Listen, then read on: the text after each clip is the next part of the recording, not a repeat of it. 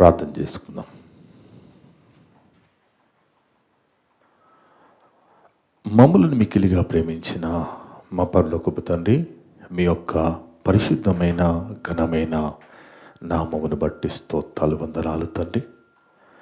గడిచిన వారమంతా కూడా మమ్మ కాచి కాపాడి ఎలాంటి పరిస్థితులు వచ్చినప్పటికీ కూడా మేము ఆత్మీయంగా పడిపోకుండా మీ కృపా కాపుదల దయచేసి మందరి జీవితాల్లో మరొక దినాన్ని ప్రవేశపెట్టి మరికొన్ని మాటలు ఈ విధంగా కొద్దిగా కాలపు ఆదివారపు సంఘ కొడుకులో కూడుకొని నేర్చుకుని ఆలోచించే ధన్యత దయచేస్తున్న దేవా స్తోత్రాలు వందనాలు. వచ్చిన వింటున్న ప్రతి ఒక్క బిడని పేరుపైన ముట్టండి, తాకండి, పరిశుద్ధపరచండి, బలపరచండి తండ్రి. ఒక సమయంలో పరిశుద్ధ గ్రంథంలో నుంచి గొప్ప సంగతులు మేము పరిశోధన చేస్తుంటుండగా మందరికీ పరిశుద్ధ ఆత్మశాన్ని దయచేయండి తండ్రి. మాట్లాడే నాకు కూడా ఆత్మశాన్ని ప్రసాదించండి దేవా. నేను సత్యవాక్యం సరిగా విభజించి మాట్లాడే ఆత్మశాన్ని దయచేయండి తండ్రి. మనుషుని సంతోషపెట్టే మాటలు నేను మాట్లాడకుండా మిమ్మల్ని మాత్రమే సంతోషపెట్టే విధంగా మాట్లాడు కృప చూపండి తండ్రి. నన్ను నేను తగ్గించుకుని మేము హెచ్చిస్తూ మీకే కీర్తి మహిమ తెచ్చి మాట్లాడే భాగ్యాన్ని ప్రసాదించండి దేవా. నా ద్వారా మాట్లాడే ప్రతి మాట వింటున్నంతర హృదయాలలో ఫలింపచేయమని సమస్త ఘనత మహిమ ప్రభావాలు మీకే చెల్లిస్తూ మా ప్రభును మా రక్షకుడును మీ ప్రియ కుమారుడు అయిన యేసుక్రీస్తు వారి పరిశుద్ధ నామమున అడిగి వేడుకొనిచున్నాము తండ్రి. ఆమేన్. ఆమేన్.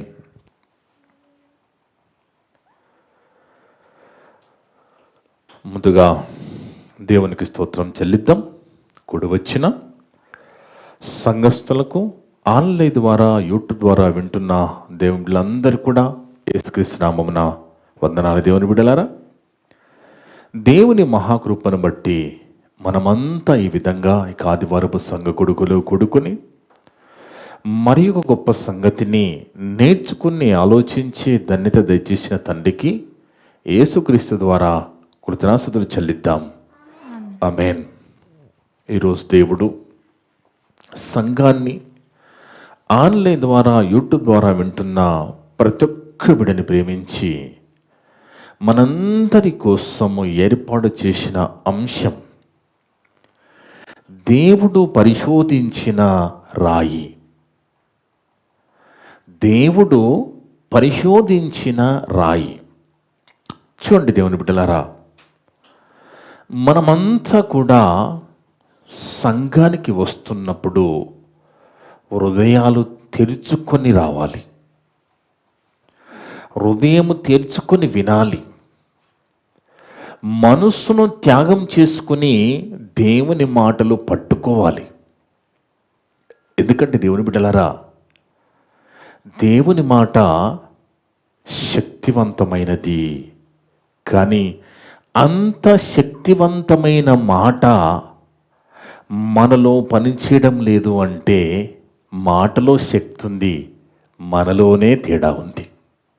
అందుకే దేవుడు మన హృదయాంతరంగములకు వెళ్ళి చూడగలడు. ఆయనకు అన్నీ తెలుసు, ఆయన అన్ని గమనించగలడు.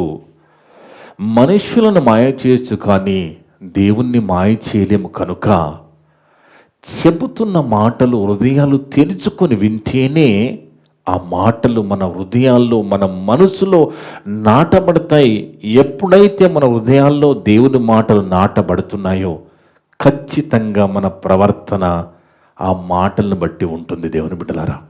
అందుకే బైబిల్కి ఒక మంచి మాట చూస్తే అపోస్తుల కార్యాలు 13వ అధ్యాయము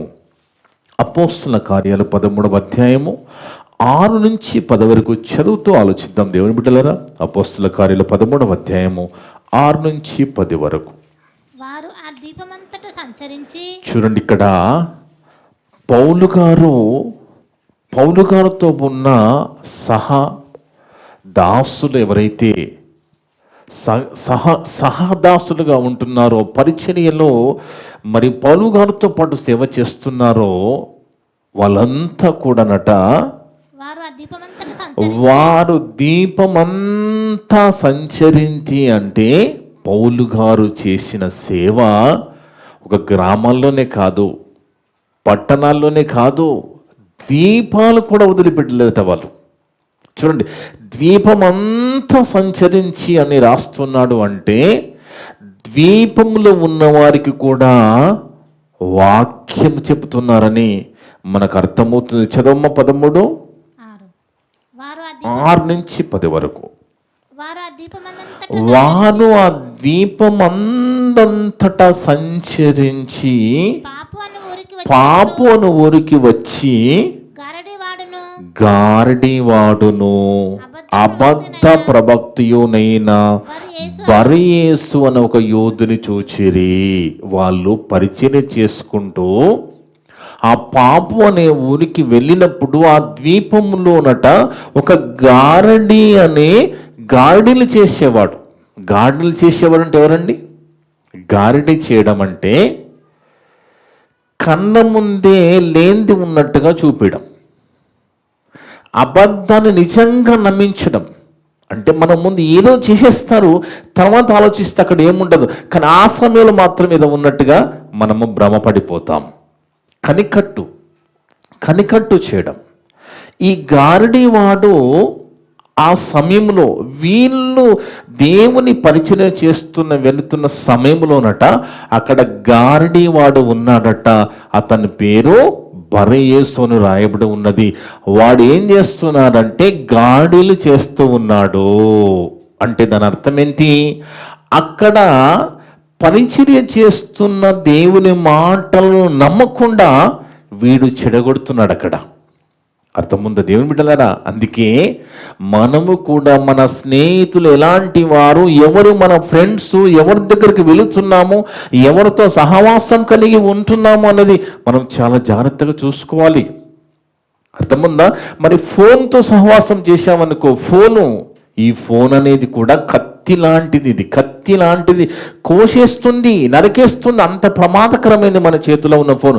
కాబట్టి ఫోన్ ఎంతవరకు అవసరమో అంతవరకే వాడుకోవాలి తప్ప దానికి దాసులమైపోతే ఖచ్చితంగా దేవునికి దూరమైపోతాం.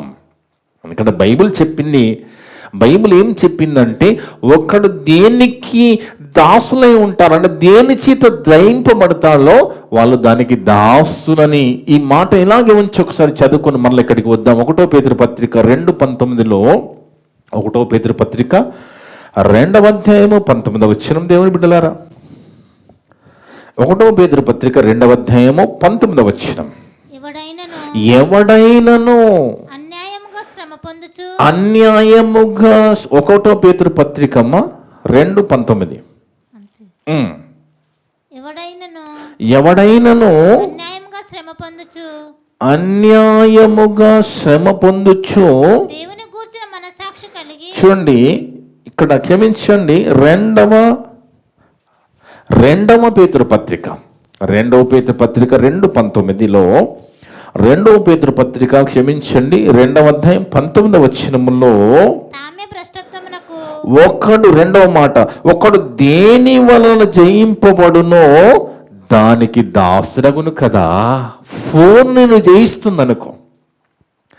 ఫోన్ అనేది నిన్ను జయిస్తే ఖచ్చితంగా నువ్వు దేనికి దాసుడవు? ఫోన్కి. ఈ ఫోన్ అనేది నిన్ను మోసం చేస్తుంది. అందుకే దేవుని బిడ్డలారా, ఇక్కడ ఈ పాపు అనే ఊరిలో ఎప్పుడైతే పౌలు శీలయు సువార్త పని చేస్తూ ఆ ద్వీపంలోకి వెళ్ళారో అక్కడ ఒకడు ఉన్నాడు. వాడు ఏం చేస్తున్నాడట? బరయేసు అనే ఒకడు గాడిలు చేస్తూ ప్రజలను మోసపరుస్తూ ఉన్నాడు. కంటిన్యూ చేయమ్మా. ఇతడు వివేకము గలవాడైన సెర్గి పౌలు అని అధిపతి యొద్ద ఉండెను. వివేకము, ఆయన గురించి ఏం రాయబడి ఉంది? సెర్గి పౌలు గారికి ఏమున్నది? వివేకమున్నది. వివేకముండి దేవుని మాటలు వినాలనుకుంటున్నాడు. వీళ్ళేదో గొప్ప మాటలు చెప్తున్నారు. పౌలు గారు మరి ఏదో కొత్త విషయాలు చెప్తా ఉన్నారు, గొప్ప మాటలు దేవుని చెప్తా ఉన్నారు. వినాలి అని ఆలోచిస్తున్నాడు, కానీ చెడగొడుతున్నవాడు అక్కడ ఒకడు ఉన్నాడు. ఎవడు? గారడీవాడు. అందుకే దేవుని బిడ్డలారా, మనము కూడా దేవునిలో ఎదుగుతున్నప్పుడు, దేవుని కోసం బ్రతకాలనుకుంటున్నప్పుడు ఖచ్చితంగా కూడా మనల్ని కూడా దేవునికి దూరం చేసే వాళ్ళు ఉంటారు. మనం జాగ్రత్తగా ఉండాలి. ఏది పడితే అది మనం నమ్మకూడదు. దేనికి పడితే దానికి మనం లోబడకూడదు. ఎందుకంటే ఈ లోకము మోసకరమైనది. లోకములో ఉన్నదంతా మోసమే. అందుకే దేవుని బిడ్డలారా, చదవము కంటిన్యూ. ఇతడు వివేకము గలవాడైన సెర్గి పౌలు అను అధిపతి యొద్ద ఉండని. ఎవరటైనా అధిపతి? సెర్గి పౌలు అని ఒక అధిపతి ఉన్నాడు. ఆయన వివేకం కలిగి ఉన్నాడు. కానీ అతని దగ్గర ఎవరున్నారు? గారడి బరేసు, గారడీలు చేసి బరేస్ అనేవాడు ఉన్నాడు. వాడు చెడగొడుతున్నాడు దేవుని మాటలు వినకుండా. అతను బర్నబాను పౌలుని పిలిపించి, ఇక్కడ శీలయు పౌలు కాదు, బర్నబాను పౌలు గారు కలిసి సేవలోకి వెళ్ళారు. అక్కడ వీరిద్దరు కలిసి ఉన్నారు. శీల కాదు, అక్కడ పౌలు బర్నబాయో సౌలును పిలిపించుకున్నాడు. ఎవరు? సెర్గి పౌలు అని ఈ అధిపతి పౌలు గారిని బర్నబ గారిని పిలిపించుకున్నాడట. దేవుని వాక్యం వినగోరెను. అంటే వివేకంతో ఉన్నాడు సెర్గి పౌలు. వీళ్ళేదో మంచి మాటలు చెప్తున్నారు అని విందామని వాళ్ళిద్దరిని పిలిపించుకున్నాడు. పౌలు గారిని బర్నబ గారిని పిలిపించుకున్నాడు. కానీ వినకుండా చేసేవాడు ఒకడక్కడ ఉన్నాడు. ఆలోచించనా? అయితే ఎలుమా అంటే కూడా అతనికి మరి ఒక పేరు. ఎలుమా అనగా గారడీవాడని అర్థం. బరయేసు ఆయన పేరు కదా, గారడీవాడి పేరు. ఎలుమా అంటే కూడా గారడీవాడని అక్కడనే చెప్తాడా? ఎలుమా ఎలుమ ఏం చేస్తున్నాడు? ఆ అధిపతిని విశ్వాసం నుంచి తొలగించాలని ప్రయత్నం చేస్తూ ఉన్నాడట. చూడండి ఎలాగుందో. విశ్వాసం తొలగించాలని ప్రయత్నం చేస్తున్నవాడు ఎవరు? గారడీవాడు. వారిని ఎదిరించెను. ఎలుమాను పేరునకు గారడీవాడని అర్థం. అందుకు పౌలు అనబడిన సౌలు పరిశుద్ధాత్మతో నిండిన వాడై, ఎప్పుడైతే దేవుని మాటలు విని విశ్వాసమందు బలపడాల, దేవుని గురించి తెలుసుకోవాలని ఆ సెర్గి పౌలు అధిపతి పౌలు గారిని బర్నబ గారిని పిలిపించుకొని వింటున్నాడో, చెడగొట్టడానికి ఇమీడియట్ గా అక్కడ వాడు ఉన్నాడు. వాడు చెడగొడుతున్నాడు, వినకుండా చేస్తున్నాడు. అప్పుడు పౌలు అనబడిన సౌలు ఏమంటున్నాడు?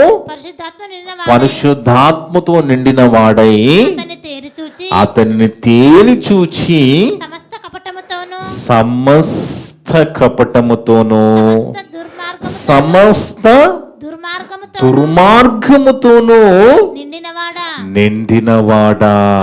అంటే దేవుని మాటలను ఆటంకపరుస్తూ, వినాలని ఆశపడుతూ పిలిపించుకొని వింటున్నా కానీ వినకుండా చేసేవాన్ని ఏమంటున్నాడు పౌలు గారు? సమస్త దుర్మార్గముతోను నిండినవాడా, అపవాది కుమారుడా, సమస్త నీతికి విరోధి, నీవు ప్రభువు యొక్క తిన్నని మార్గములో చెడగొట్టుట మానవా. చూడండి, ఈ మాట చదవగానే ఆనందం అనిపించింది. మనము నమ్ముకున్న ప్రభు మార్గం ఏందట? తిన్నని మార్గం. అది ఇక మనకి అనుమానం అక్కర్లేదు. మనం నమ్ముకున్న ప్రభువులో మనకు అనుమానం అక్కర్లేదు. ఆయన తిన్నని మార్గము. ఆయన మళ్ళా రెండోసారి వస్తాడా లేడా అనుమానపడాల్సిన అవసరం లేదు. ఖచ్చితంగా వస్తాడు. ఎందుకంటే ఆయన మార్గములు తిన్నని మార్గములు రాయబడి ఉన్నది. లోకములో అన్ని దారులు తిన్నగా ఉండవండి. వంకర దారులు ఉంటాయి, గుంతలతో ఉంటాయి కదా. కొన్ని వంకరలు తిరిగి ఉంటాయి, కొన్ని దగ్గర మరి ఇక్కడ కర్వ్ ఉన్నది, మరి మలుపు ఉన్నదని కొన్ని బోర్డులు కూడా మరి పెడుతూ ఉంటారు. ప్రభుత్వాలు జాగ్రత్తగా వెళ్ళండి అని హెచ్చరికలు చేస్తూ ఉంటారు. స్కూల్ జోన్ ఉంది, జాగ్రత్తగా వెళ్ళండి అని కూడా బోర్డులు పెట్టి ప్రభుత్వాలు హెచ్చరిక చేస్తూ ఉంటారు కదా. అంటే అన్ని మార్గాలు తిన్నగా ఉండవు, వంకర తింకరగా ఉంటాయి, గుంతలు గతుకులతో ఉంటాయి. కానీ మన ప్రభు మార్గం ఎలాంటి మార్గము? తిన్నని మార్గము. ఇక మనకు అనుమానపడవలసిన అవసరం లేదు. ఇక మనము మనల్ని వెనుకడుగు వేయాల్సిన అవసరం లేదు. ఎందుకంటే మన ప్రభు మార్గము తిన్నని మార్గము. కానీ దేవుని బిడ్డలారా బాగా ఆలోచించండి. ప్రభుత్వాలు మరి ఈ యొక్క ఎక్కడైతే డైవర్షన్స్ పెట్టి మరి ఎక్కడైతే యాక్సిడెంట్ ప్రోన్ ఏరియాలు ఉంటాయో అక్కడ బోర్డులు పెట్టి హెచ్చరిక చేస్తూ ప్రజలను జాగ్రత్త పరుస్తున్నారో, కానీ ఈ తిన్నని మార్గం గురించి చెప్పే వాళ్ళు ఉన్నారో లోకంలో? ఆలోచించండి. అక్కడ హెచ్చరిక చేస్తున్నారు, జాగ్రత్త పరుస్తున్న మంచిది. మరి ఈ తిన్నని మార్గమైన ఈ యేసు మార్గాన్ని చెప్పి వాళ్ళు లేరు. కానీ బైబిల్ చెబుతున్నది, బైబిల్ స్పష్టంగా చెబుతున్నది, యేసుక్రీస్తు మార్గము తిన్నని మార్గము. లోకములో అండి మరి దేవుడేమను, దేవుని మార్గం ఏంటి అనేది చెప్పేమను లేరు. కానీ మరి ఏది పడితే అది గుడ్డిగా నమ్మి వెళ్ళిపోయే మార్గాలు ఎన్నో ఉన్నాయి లోకంలో, లేవా అండి? ఎన్నో మార్గాల్లో ప్రజలు వెళ్ళిపోతున్నారు తప్ప ఈ తిన్నని మార్గం దగ్గరికి వచ్చే వాళ్ళే కరువైపోతున్నారండి. అందుకే విచిత్రం ఎలాగుంటుందంటే, దేవుని బిడ్డలారా, యేసుని గురించి చెప్పొద్దంటారు. ఇంకా ఎన్నో వివేకానందుని గురించి చెప్పు, ఇంకా ఎవరైనా మరి గొప్ప గొప్ప వారి గురించి చెప్పొచ్చు, కానీ యేసు గురించి చెప్పొద్దు అంటుంది లోకం. అదేంటి విచిత్రం మనకు అర్థం కాదు. ఎందుకంటే ఇక నువ్వు ఏమైనా చెప్పొచ్చు, యేసు గురించి చెప్పొద్దట. అదేంటండి అంటే, సాతాను లోకాన్ని మోసం చేసేసింది. సాతాను లోకాన్ని మోసం చేసేసింది. ఆ తిన్నని మార్గంలో రాకుండా వాడు జాగ్రత్త పడుతున్నాడు. కాబట్టి యేసు గురించి చెప్పొద్దంటుంది లోకం. ఇక నువ్వు ఏమైనా చెప్పు, నువ్వు ఎన్ని కామెడీలన్నా చెయ్యి, నువ్వు ఎన్ని స్కిట్లన్నా చెయ్యి, నువ్వు ఎన్ని రీల్స్ అన్నా చెయ్యి, కానీ యేసు గురించి చెప్పొద్దంటుంది. అంటే బాగా ఆలోచించండి దేవుని బిడ్డలారా. కానీ ఇక్కడ మనకి వాక్యము చెప్పుతున్నది, పౌలు గారి ద్వారా దేవుడు రాయించాడు ఏంటి? తిన్నని మార్గము. ఇక మనము భయపడవలసిన పని లేదు, అనుమానపడవలసిన పని లేదు. ఎందుకంటే మన ప్రభువు తిన్నని మార్గంగా ఉన్నాడు పరలోకానికి. 10 వరకమ్మ చూడండి. ఈ తిన్నని మార్గాన్ని మనం తెలుసుకున్నాము కాబట్టే ప్రభు దగ్గరకు వచ్చాం. ఈ తిన్నని మార్గం మనకు అర్థమైంది కాబట్టి మనం ప్రభువును వెతుకుతున్నాం, ప్రభువులో ఉండాలనుకుంటున్నాం, ప్రభు కోసం బ్రతకాలనుకుంటున్నాం. చూడండి, కరోనా వచ్చినప్పుడు మన భారతదేశంలో ఉన్న గొప్ప గొప్ప మేధావులు, శాస్త్రవేత్తలు, ఇతర దేశాల్లో ఉన్న మేధావులు అతి త్వరగా మెడిసిన్ కనిపెట్టారు. వాస్తవానికి ఇంత స్పీడ్గా మెడిసిన్ కనిపెట్టింది ఏ రోగానికి లేదు. అవునా కదా? చాలా త్వరగా మెడిసిన్ కనిపెట్టడం ద్వారా ఎంతో మంది ఆ టీకాలు వేసుకొని చాలా మంది చావకుండా బతికిపోయారు. అవునా కదా? అయితే దేవుని బిడ్డలారా, ఏదైనా మెడిసిన్ మరి మేధావులు కనిపెట్టి అది మనం వాడాలంటే ముందుగానే ఎన్నో పరిశోధనలు చేసిన తర్వాతనే వాళ్ళు మనకు వాడమని చెప్తారు. కానీ ఆ కోవాక్సిన్ వేసుకున్నామా, కోవిడ్ ఏది ఇంకా కోవిషీల్డ్ వేసుకున్నామని అనుమానాలు కూడా వచ్చాయి. అప్పుడు నువ్వేం వేసుకున్నావంటే కోవాక్సిన్ బ్యాగ్ ఉందన్న వాళ్ళు కొంతమంది, నువ్వు కోవాక్సిన్ వేసుకో, అది ఇదని కన్ఫ్యూజ్ చేసినామని ఉన్నారు. ఏదైనా పరిశోధన చేసి వాళ్ళు మనకి ఇచ్చారు, వేసుకున్నాము, కాపాడబడ్డాము, ఇది వాస్తవం. కానీ ఏ మెడిసిన్ అయినా మన దగ్గరికి రావాలి అంటే ఎవరో ఒక డాక్టర్ ఒక హాస్పిటల్లో చెప్తే రాదది. దానికి ఒక సంస్థ ఉన్నది. ఆ సంస్థ పేరే WHO, అంటే వరల్డ్ హెల్త్ ఆర్గనైజేషన్ అనే ఒక సంస్థ ఉన్నది.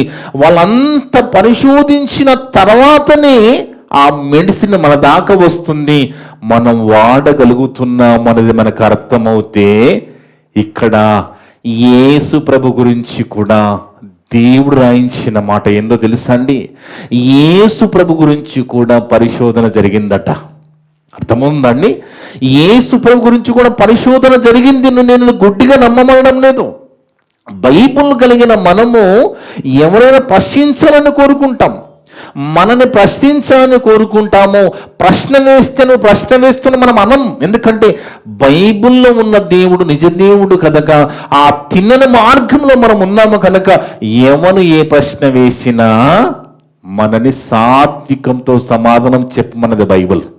అంటే బైబిల్లో ఉన్న ఈ సత్యాన్ని మనము చెప్పాలని ఎవరు అడిగినా, హేతు అడిగిన ప్రతి ప్రశ్నకు మనము సాత్వికంతో సమాధానము చెప్పాలని బైబిల్ మనకు నేర్పించింది, దేవుడు మనకు నేర్పించాడు.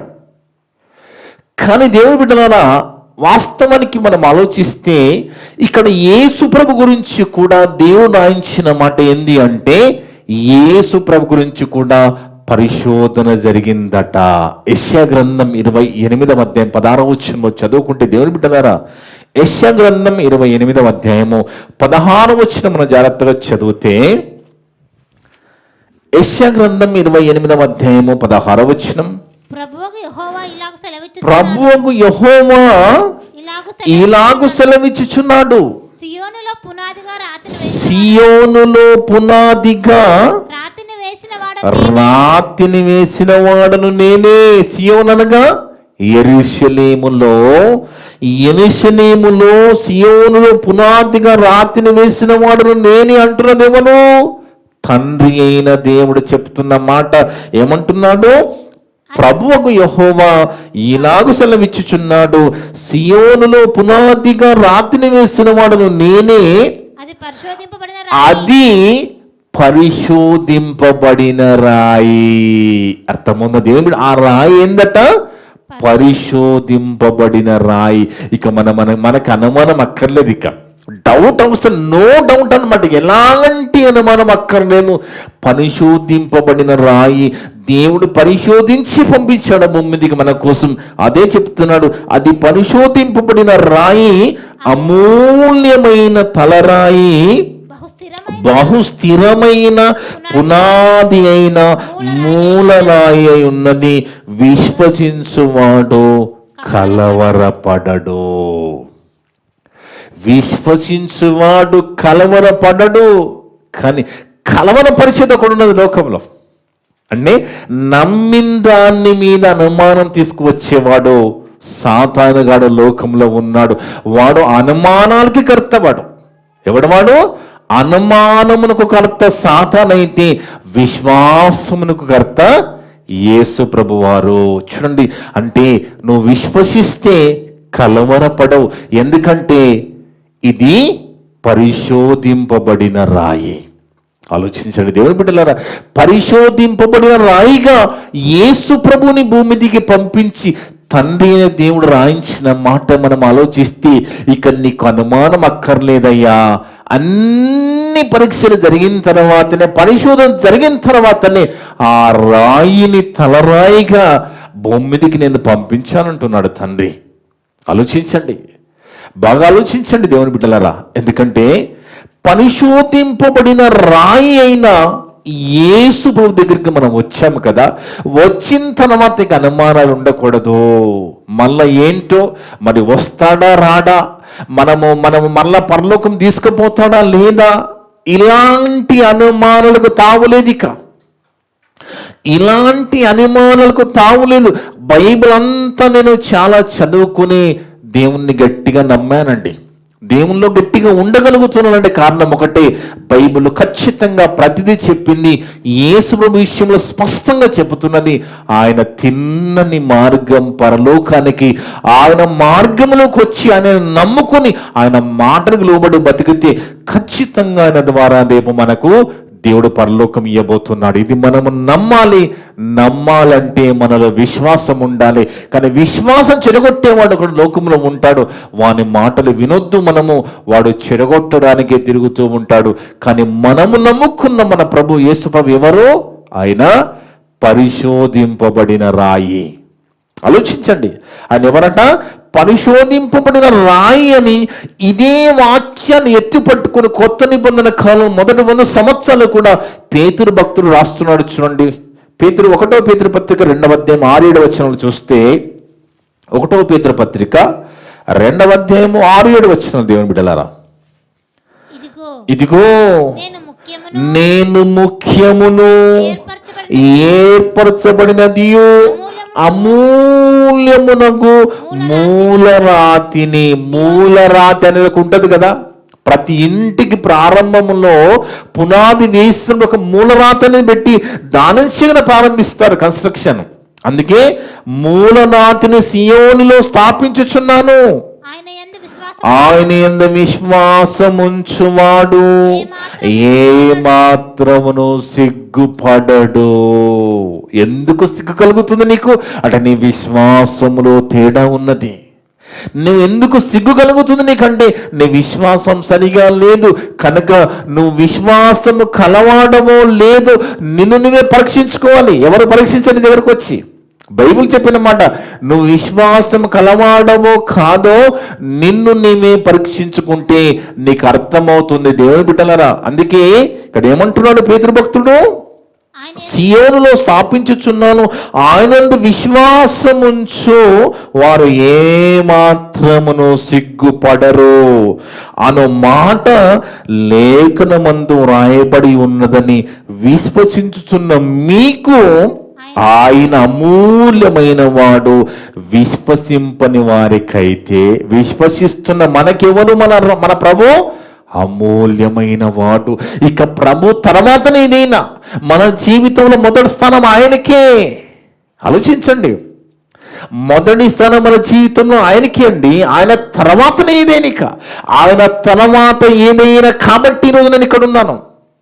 అర్థమున్న దేవుని బిడ్డలారా, ఆయన తర్వాత ఏదైనా నాకు అర్థమైంది కాబట్టి బైబిల్ పట్టుకున్నాను.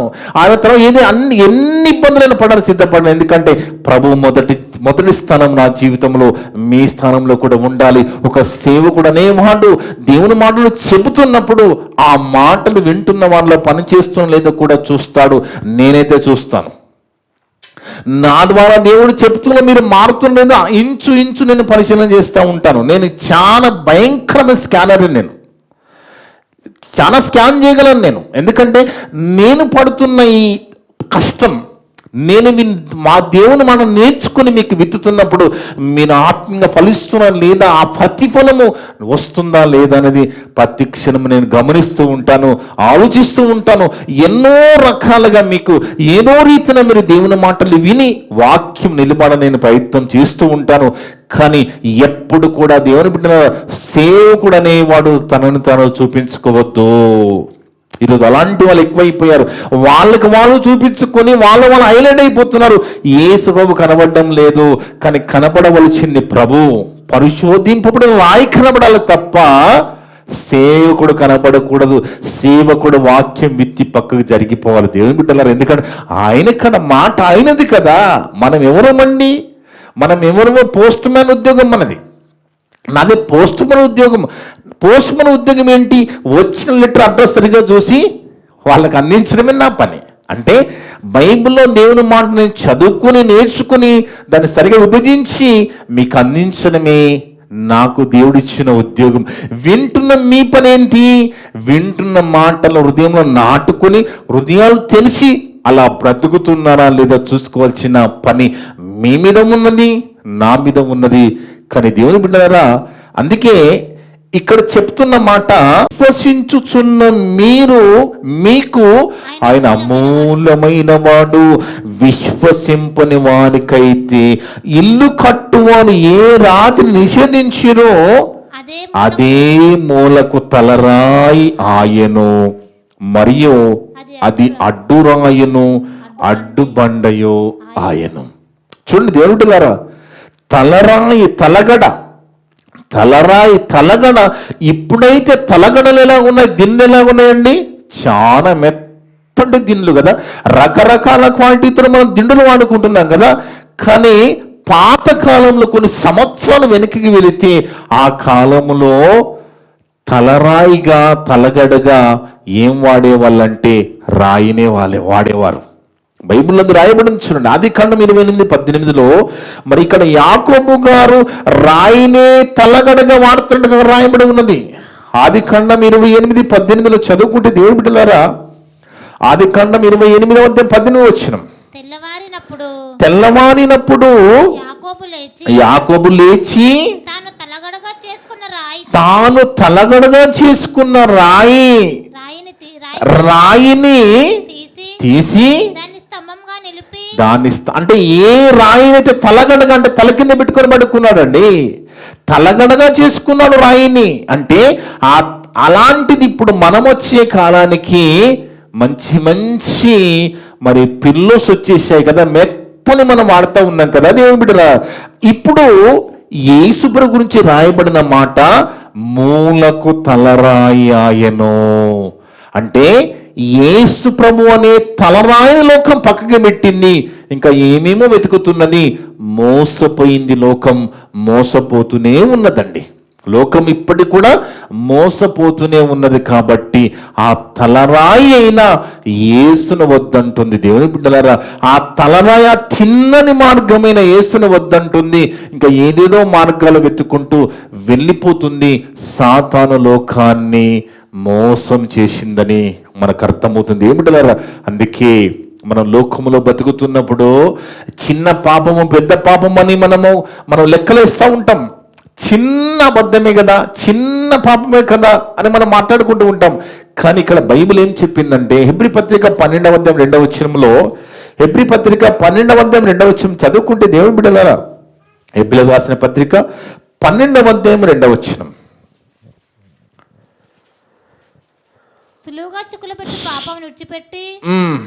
హెబ్రీ పత్రిక 12:2 మనము కూడా 2 మనము కూడా ప్రతి భారమును సులువుగా చిక్కులు పెట్టి పాపాలు, ఇది చాలా ప్రమాదకరమేవి, మనకి సులువుగా మోసం చేసేస్తాయి, సులువుగా చిక్కులు వేసేస్తాయి, సులువుగా మోసం చేసేస్తాయి, సులువుగా చిక్కులు పెట్టేస్తాయి. చూడండి, అక్కడ కూడా బరయేసి ఏం చేస్తున్నాడు, వివేకము కలిగిన పెరిగి పౌలుని అతను వాక్యం వినడానికి అధిపతిగా ఉన్న ఆయన పౌలు బర్నబాని పిలిపిస్తే సులువుగా మోసం చేయడానికి, సులువుగా వినకుండా చేయడానికి వాడు ఆ బర్యేస్ అనే గాడి వాడు అక్కడ ప్రయత్నం చేస్తున్నాడు కదా. అది అలాంటివి మన జీవితంలో కూడా ఉంటాయని మనకు అర్థం కావాలి. అందుకంటున్నాడు ఇక్కడ మనము కూడా, ఇప్పుడు మన దాకా వచ్చింది కదా పరిస్థితి, ఇప్పుడు మనది చెప్తున్నాడు, మనము కూడా ప్రతి భారమును సులువుగా చిక్కులు పెట్టు పాపమును విడిచిపెట్టి, పాపాన్ని విడిచిపెట్టమంటున్నాడు, విడిచిపెట్టి విశ్వాసమునకు కర్తయో దానిని కొనసాగించు వాడునైన యేసు వైపు చూచుచు మన ఎదుట ఉంచబడిన పందెములో ఓపికతో పరిగెత్తుదము. ఆలోచించండి, ఇక్కడ ఏమన్నాడు, విశ్వాసమునకు కర్తయు అని ఒక నంబర్ ఇవ్వబడింది. మూల భాషలో ఏమనున్నది, సేనాధిపతట. సేనాధిపతి దేనికి, విశ్వాసమునకు సేనాధిపతి ఏమను, యేసుక్రీస్తు ప్రభువారండి. విశ్వాసమునకు కర్త అంటే సేనాధిపతి. చూడండి, మొదటి 100 సంవత్సరాల్లో మనము సువార్తలు చదువుకుంటుంటే 10 మందికి ఒక అధిపతి ఉండేవాడు. దశాధిపతి అని మనం చదువుకుంటాం. 100 మందికి ఒక అధిపతి, శతాధిపతిని చదువుకుంటుంటాం. 1000 మందికి ఒక అధిపతి, సహస్రాధిపతి చదువుకుంటాం బైబిల్లోనే కదా. కానీ ఇక్కడ యేసు ప్రభు 10 మందికో 50 మందికో 100 మందికో 1,00,000 మందికో కాదు, అందరికి సేనాధిపతి. పరలోకంలో ఎంతమంది దూతలైతే ఉన్నారో, భూమి మీద ఎంతమంది అయితే ఉన్నారో అందరికి సేనాధిపతి ఎవరు, యేసుక్రీస్తు ప్రభువారు. గొప్ప నాయకుడైన ఎంతో త్యాగం చేసి పరిశోధింపబడిన రాయిగా ఉన్నాడు. అదే దేవుడు కన్ఫర్మ్ చేస్తున్నాడు ఈరోజు. అందుకే ఇక్కడ ఏమంటున్నాడు, సులువుగా చిక్కులు పెట్టే పాపమును విడిచిపెట్టడం అనేది చాలా చాలా ప్రాముఖ్యం. మనం అనుకుంటాం మేమేమి మర్డర్ చేయలేదు కదా, మేమేమి మోసం చేయలేదుగా అనుకుంటాం. మనకు తెలియకుండా చిన్న చిన్న సులువుగా చిక్కలు పెట్టే పాపాలే మనల్ని మోసం చేస్తాయనేది దేవుడు గుర్తు చేస్తున్నాడు. అది మనతోనే మన అనుదిన జీవితంలో జరుగుతూ ఉంటాయి. అందుకే ఎవరిని దగ్గరికి వస్తున్నారు, నువ్వు ఎవరి దగ్గర వెళుతున్నావో చాలా జాగ్రత్తగా చూసుకో. రకరకాల రూపంలో వాడు మనల్ని మింగడానికి వాడు ప్రయత్నం చేస్తూ ఉంటాడు సాతాను. ఎందుకని లోకాన్ని మోసం చేశాడు, అలాగే ఉంచాడు. కొద్ది గొప్ప సత్యాన్ని వెతుకుతున్న కొంతమందిని కూడా వాడు అసత్యంలోకి తీసుకుపోవడానికి వాడి ప్రయత్నాలు జరుగుతూనే ఉంటాయి. కాబట్టి మనము జాగ్రత్తగా ఉండాలి. అర్థముందా దేవుని బిడ్డలారా? అందుకే సైన్యములకు అధిపతి అని తండ్రి గురించి పాత నిబంధన కాలంలో రాయబడి ఉంటే, విశ్వాసానికి సేనాధిపతి అని యేసుప్రభు గురించి కొత్త నిబంధనలు మనం చదువుకుంటున్నాం. ఆలోచించండి, క్రొత్త నిబంధనకు మధ్యవర్తిగా ఉన్న యేసుప్రభు వారు, క్రొత్త నిబంధనల మధ్యవర్తిగా ఉన్న యేసుప్రభు గురించి దేవుడు రాయించిన మాట విశ్వాసమునకు సేనాధిపతి. మరి తండ్రి గురించి పాత నిబంధనలు రాయబడిన మాట సైన్యములకు అధిపతి. ఎన్ని సైన్యాలు ఉన్నాయో, ఆకాశంలో సైన్యాలు ఉన్నాయి, భూలోకంలో సైన్య దూతల సైన్యం, అందరికి కూడా సైన్యములకు అధిపతి తండ్రి అయిన దేవుడు. దూతలంటే మామూలు అనుకుంటున్నారా అండి? ఒక దూత అంటే చాలా బలం ఉంటుంది. కొన్ని కోట్ల దూతలు అక్కడ ఉన్నట్టుగా మనము ప్రకటన 5లో చదువుకుంటాము. అలాంటి దూతలకు, శక్తులకు, అన్నిటికీ అలాంటి సైన్యానికి అధిపతి తండ్రి అయిన దేవుడైతే యేసు ప్రభు వారు విశ్వాసానికి సేనాధిపతి అని మనము నేర్చుకున్నాం దేవుని బిడ్డలారా. అందుకే బాగా ఆలోచించండి, లోకం ఎలాగుంటుందంటే అప్పటికి ఇప్పటికి అలాగే ఉంది. యేసు ప్రభు మొదట రాకడలో వచ్చిన ఆ కాలానికి ఇప్పుడు మనమున్న కాలానికి మరి విశ్వాస విషయంలో, ప్రభు నమ్ముకునే విషయంలో పెద్ద తేడా కనబడటం లేదు. ఒకసారి బైబిల్లోకి వెళ్ళి మనం జాగ్రత్తగా ఒక సందర్భాన్ని చదువుతాం దేవుని బిడ్డలారా. యోహాను సువార్త 9వ అధ్యాయము 19 నుంచి చదువుదాం దేవుని బిడ్డలారా. యోహాను సువార్త 9వ అధ్యాయం 19వ వచనం నుండి జాగ్రత్తగా చదివితే, గుడ్డివాడై పుట్టినని మీరు చెప్పు మీ కుమారుడు ఒక గ్రుడ్డివాడుగా పుట్టినవాడు ఉన్నాడు ఆ కాలంలో. అలాంటి గ్రుడ్డివానికి దేవుడు యేసు ప్రభువారు చూపించారండి. ఇది మామూలు విషయమా? పుట్టుకతో గుడ్డివానికి చూపివ్వడం అనేది మామూలు విషయం అండి? పుట్టుకతోనే. అలాంటి మనం ఎప్పుడు చూసామండి? లోకం కూడా ఇప్పుడు చూడలేదు కదా. కానీ ఇక్కడ జరిగింది అది బైబిల్లో. ఆ జరిగిన సందర్భాన్ని యోహాను గారు రాస్తున్నారు. పుట్టుకతో గుడ్డివాడుగా ఉన్న అతనికి ప్రభువారు చూపించారట. 19 చదవమ్మ, యోహాను సువార్త 9వ అధ్యాయము. గుడ్డివాడై పుట్టినని మీరు చెప్పు మీ కుమారుడు వీడేనా? చూడండి అక్కడ ఎలాగున్నారంటే వాళ్ళు, ఈ పరిసయ్యులు, ఈ శాస్త్రులు అనే వాళ్ళకి తెలుసు యేసుప్రభు ద్వారా జరిగిందని తెలుసు, కానీ విసిగిస్తున్నారు. మీ తల్లిదండ్రుల దగ్గరికి వెళుతున్నారు. చూడండి అక్కడ ఏమంటున్నారు, గుడ్డివాడై పుట్టిన మీరు చెప్పు మీ కుమారుడు వీడు ఎక్కడున్నాడని తల్లిదండ్రులు అడుగుతున్నారు. ముందుగా పుట్టుకతో గుడ్డివాడుగా మేము చూశాము, ఇప్పుడేమో చూపు వచ్చింది కదా, వాడు ఎక్కడ ఉన్నాడని ఎవరిని అడుగుతున్నాను? ఆ గుడ్డివాని తల్లిదండ్రులు అడుగుతున్నారట. అలాగైతే ఇప్పుడు వీడు ఎలాగో చూచున్నాడని వాడిని అడిగిని, అందుకు వాని తల్లిదండ్రులు వీరు మా కుమారుడనియు వీడు గుడ్డివాడుగా పుట్టిననియో మేమెరుగుదాం. మాకు తెలుసు, మాకు పుట్టిన కొడుకు వాడు పుట్టుకతోనే గుడ్డివాడుగా పుట్టాడు, అది మాకు తెలుసయ్యా. ఎప్పుడు వీడు ఎలాగో చూచుచున్నాడో మేమెరగము. ఎవరు వీని కన్నులు తెరిచినో అది కూడా మాకు తెలియదు. వీడు వయసు వచ్చి చిన్న పిల్లగాడు కాదు, వయసు వచ్చిన వెళ్ళి అడగండి అంటున్నారు వాళ్ళు కూడా. వీడు వయసు వచ్చిన వాడు, వీనిని అడగండి, తన సంగతి తానే చెప్పుకోనగలని వారితో అనేరి. ఎవరు వీళ్ళు ఎవరంటే ఒంటికాలు కొంగలన్నమాట. ఒంటికాలు కొంగలు, ఒంటికాల మీద కొంగ జపం చేస్తే దొంగ జపం కదా. అలాంటి ఒంటికాలు కొంగలు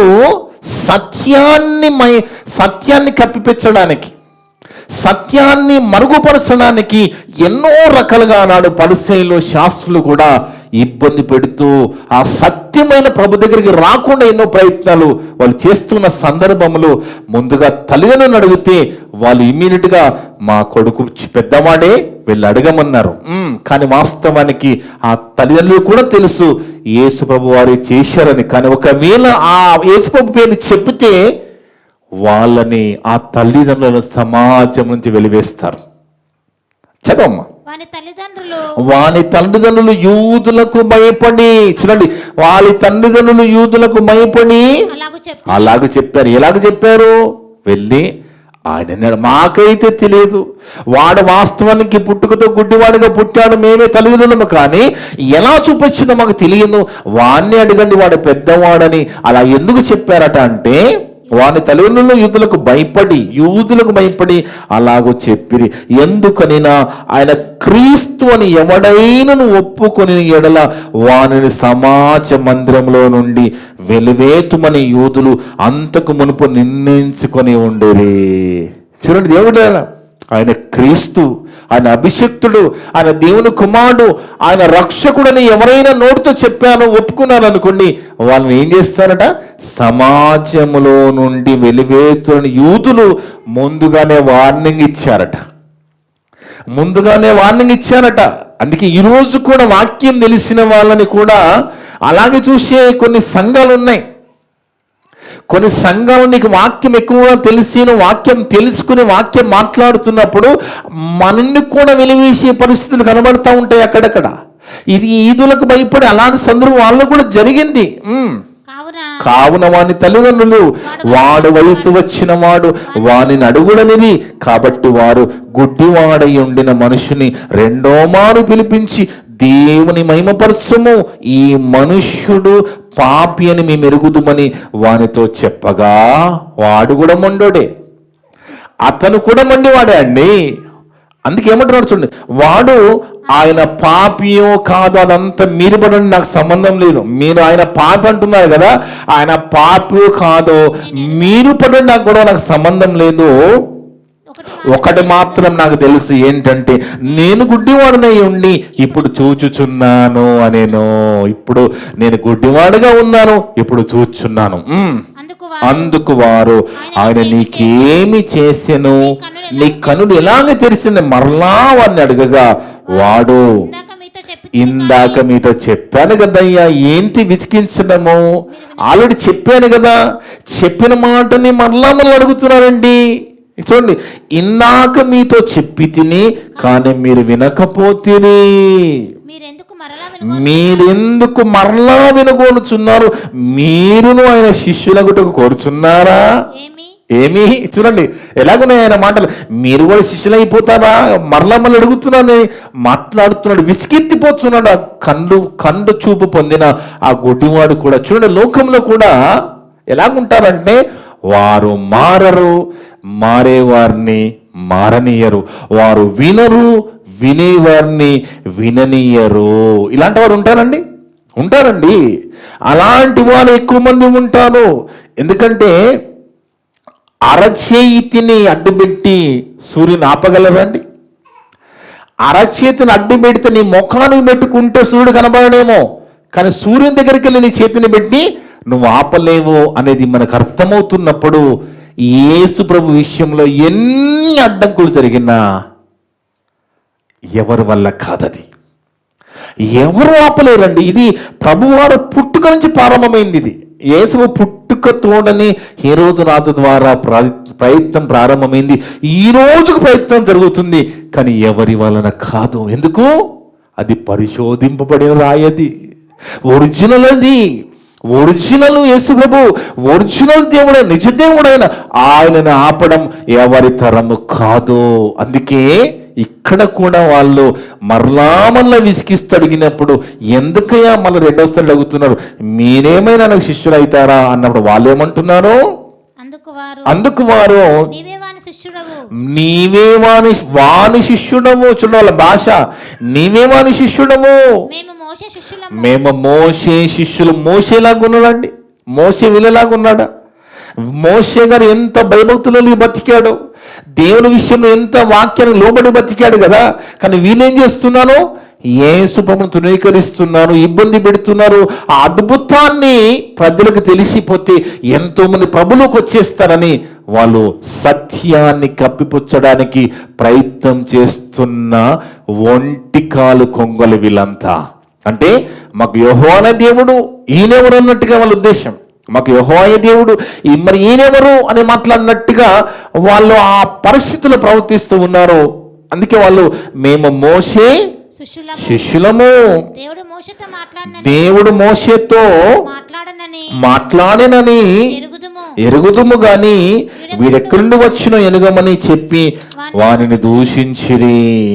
అందుకు ఆ మనుష్యుడు ఆయన ఎక్కడి నుండి వచ్చినో మీరు ఎరుగపోవుట ఆశ్చర్యమే, ఆయన నా కన్నులు తెరిచెను. చూడండి, మీరేమన్నా చెప్పండి, ఎవరు పడితే వారి కన్నులు తెరవలేరు.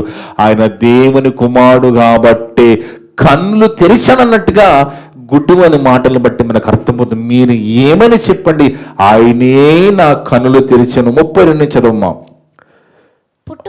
పుట్టుగుడ్డివాని కన్నులు ఎవరైనా తెరిచినట్టు లోకం పుట్టినప్పటి నుండి వినబడలేదు.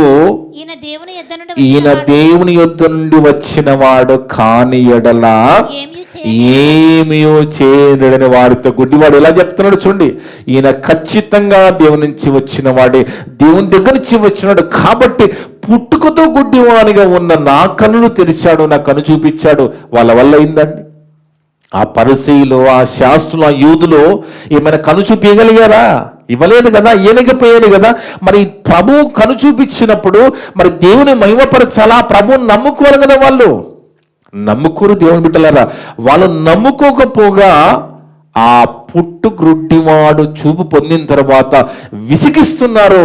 ఆయన తల్లిదండ్రులు విసిగిస్తున్నారు, అతన్ని విసిగిస్తున్నారు, మరలా అడుగుతున్నారు. ఇక విసిగెత్తిపోయి ఆయన చెప్పిన మాట 32వ వచనం.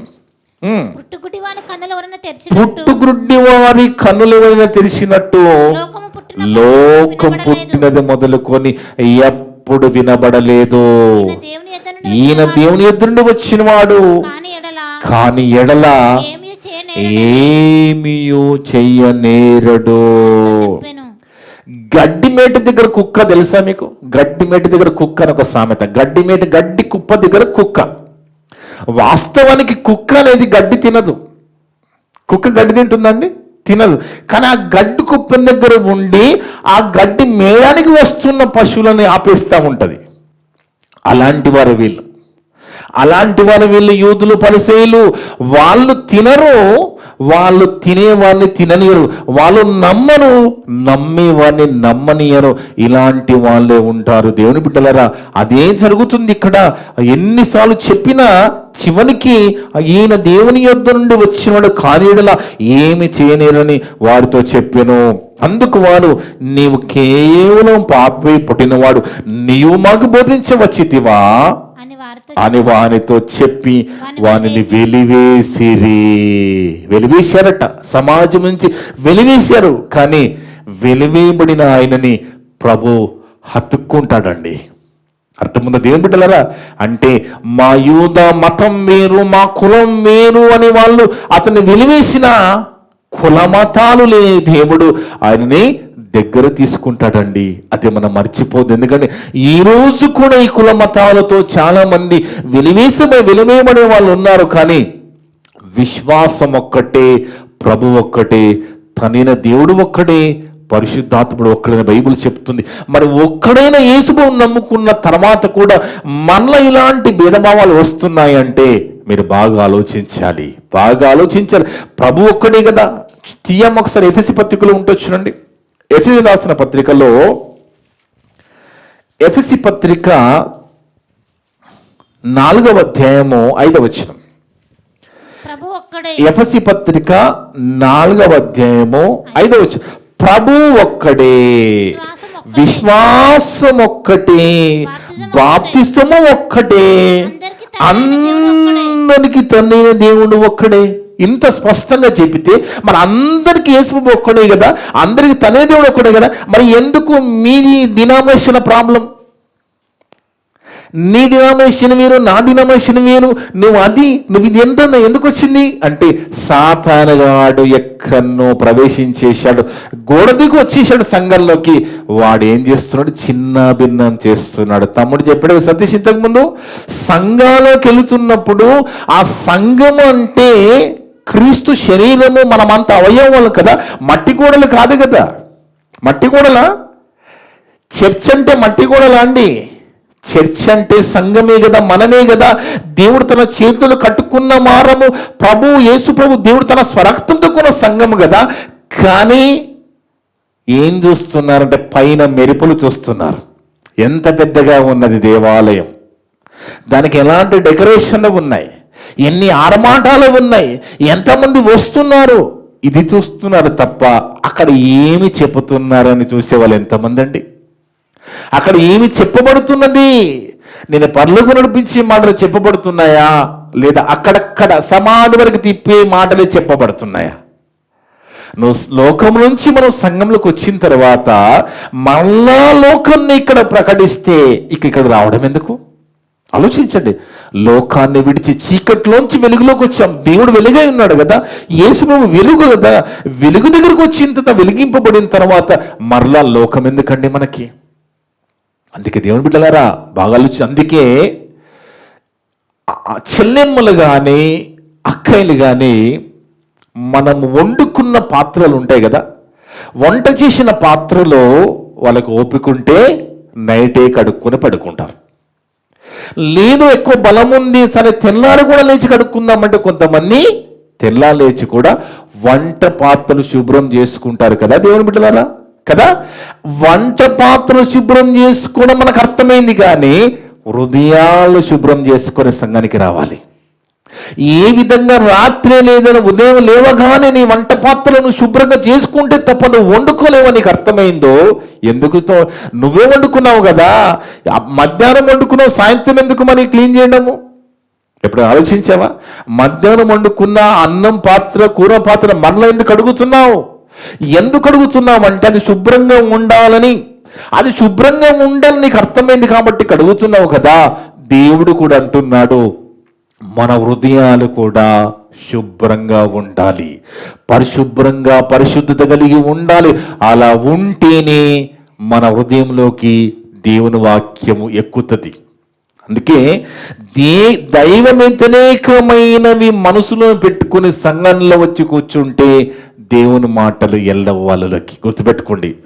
దైవ వ్యతిరేకమైనవి పెట్టుకొని కూర్చుంటే దేవుని మాట హృదయంలోకి వెళ్ళవు. అందుకే వ్యతిరేకంగా ఉన్నవన్నీ కడుక్కొని రావాలి, శుభ్రపరచుకొని రావాలి, కూర్చోవాలి. దేవుడు గొప్ప మాటలు చెప్తున్నప్పుడు హృదయంలో దాచుకోవాలి, దానికి లోబడాలి.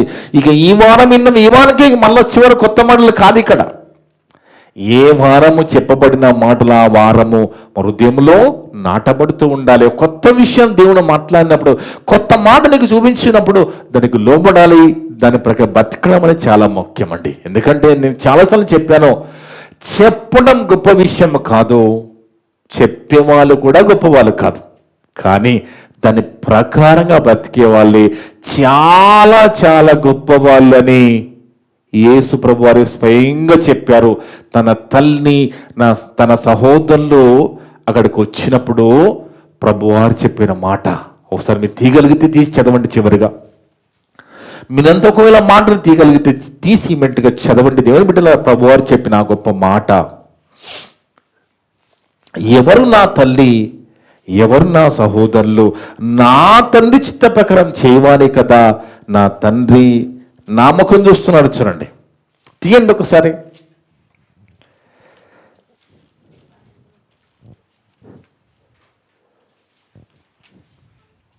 యేసు ప్రభు వారు బోధ చేస్తున్న ఆ సందర్భంలో మరియ తల్లి తన సహోదరులు ప్రభుతో మాట్లాడడానికి, ప్రభును కలవడానికి వచ్చిన ఆ సందర్భంలో అక్కడ ప్రభువారు చెప్పిన మాట చాలా అద్భుతమైన మాట. దొరకలేదా అమ్మా? మత్తయి సువార్త 12వ అధ్యాయం, వెరీ గుడ్, 49. 47 ముందు చదువుదాం, ఇంకా బాగా అర్థమవుతుంది. 46 నుంచి, ఆయన జనసమూహంతో ఇంకా మాట్లాడుచుండగా, ఇదిగో ఆయన తల్లియు సహోదరులను ఆయనతో మాట్లాడగోరుచు వెలుపల నిలిచి ఉండేది. మనకు తెలిసిన సందర్భము, ఎన్నోసార్లు మాట్లాడుకున్న సందర్భము. కానీ ఇప్పుడున్న ఈ సందర్భాన్ని బట్టి మనం చదువుకుంటే, ఆయన జనసమూహములతో మరి ఇంకా మాట్లాడుచుండగా, ఇదిగో ఆయన తల్లియు సహోదరు ఆయనతో మాట్లాడకూర్చు వెలుపల నిలిచి ఉండి, అప్పుడు ఒకడు, ఇదిగో నీ తల్లియు నీ సహోదరులు నీతో మాట్లాడవాలని వెలుపల నిలిచి ఉన్నారని ఆయనతో చెప్పెను. అందుకు ఆయన తనతో ఈ సంగతి చెప్పిన వారిని చూచి, నా తల్లి ఎవరు, నా సహోదరులు ఎవరని చెప్పి తన శిష్యుల వైపు చేయి చాపి, ఇదిగో నా తల్లియో నా సహోదరులను పరలోకమందున్న నా తండ్రి చిత్తం చొప్పున చేయవాడి నా సహోదరుడును నా సహోదరియు నా తల్లియు అనెను. అట్లని చెప్పి అక్కడ మరియ తల్లిని వదిలిపెట్టడం అని కాదు. అక్కడ అది దాని అర్థం అది కాదు, వదిలేశానని కాదు. కానీ ఇక్కడ తల్లి తమ్ముళ్ళు కాదయ్యా, నేనొచ్చింది నా తండ్రి చిత్త నెరవేర్చడానికి, మీరు నా దగ్గరకు వచ్చేది కూడా తండ్రి చిత్త నెరవేర్చడానికి. అలాంటి వాళ్ళే, ఎవరైతే నా తండ్రి చిత్త నెరవేరుస్తారో వాళ్ళే నా తండ్రియో నా తండ్రి చిత్తం చెప్పుని చేయవాడి నా సహోదరుడును నా సహోదరియో నా తల్లియో అనెను. అంటే తండ్రి చిత్తం చేయడం అనేది దేవుడు ఖచ్చితంగా చెప్తున్నాడు. ఆలోచించండి దేవుని బిడ్డలారా, బాగా ఆలోచించండి. ఎందుకంటే ఇప్పుడు అంతా కూడా సీజన్ ఏం సీజన్ అండి? క్రిస్మస్ సీజన్ కదా. క్రిస్మస్ సీజన్లో ఒక నెల రోజు నుంచే ప్రారంభమైన క్రిస్మస్ సీజన్లో మనం ఉన్నాం కదా. ఇలాంటి సీజన్లో దేవుడు గొప్ప మాటలు ఈరోజు మనతో మాట్లాడాడు. దేవుడు పరిశోధించిన రాయి. ప్రపంచమంతా కూడా ఈ క్రిస్మస్, రేపు క్రిస్మస్ దినాన్ని పురస్కరించుకొని మరి పండుగ చేసుకోబోతున్నారు. ఈ నెలంతా కూడా రకరకాలుగా క్రిస్మస్ సంబంధించిన కార్యక్రమాలు చేస్తూ ఉన్నారు సంఘాల్లో కదా. కానీ అందులో ఎన్ని వాక్యానుసారం ఉన్నాయనేది చాలా ప్రాముఖ్యం. ఎందుకంటే ఇక్కడ ప్రభు చెప్పిన మాట, తండ్రి చిత్తం జరుగుతున్నదా, సంఘములో సేవకుని చిత్తం జరుగుతున్నదా, సంఘ పెద్దల చిత్తం జరుగుతున్నదా అనేది దేవుడు ఖచ్చితంగా లెక్క అడుగుతాడు. ఆయన లెక్క అడుగుతాడు, ఖచ్చితంగా నాకు సమాధానం చెప్పాలి. అందుకే దేవుని బిడ్డల దైవ వ్యతిరేకమైనవి ఏవి కూడా సంఘాలలో జరగకూడదు. అల్లరి అనేది సంఘములో ఉండకూడదు. ఎందుకంటే అల్లరి పరిశుద్ధాత్మ దేవుడు అల్లరికి కర్త కాడు. కనుక దేవుడు పరిశోధించిన రాయైన యేసు ప్రభువునే మన ముందు పెట్టి మనకు కన్ఫర్మ్ చేశాడు. కాబట్టి ఇక్కడ మనకి ఏం అవసరం లేదు, అనుమానం అవసరం లేదు. విశ్వాసముల సేనాధిపతి అయిన ఆయన వైపు చూడాలి. సులువుగా చిక్కులు పెట్టే పాపలు విడిచిపెట్టాలి. యేసు వైపు చూస్తూ మన ముందు ఉన్న పరుగులో పరిగెత్తుతూ ముందుకు వెళ్ళాలి. అలా మనం వెళుతున్నప్పుడు ఖచ్చితంగా మన ప్రభు మనకు తోడుగా ఉంటాడు, నడిపిస్తాడు. ఎందుకంటే ఆయనే తిన్నని మార్గం. ఇట్టి మాటలన్నీ కూడా ఏ ఒక్క మాట కూడా దగ్గపోకుండా విన్న మీ అందరి హృదయాలలో చెప్పిన నా హృదయంలో దేవుడు సమృద్ధిగా ఫలింపజేయనుగాక. ఆమేన్.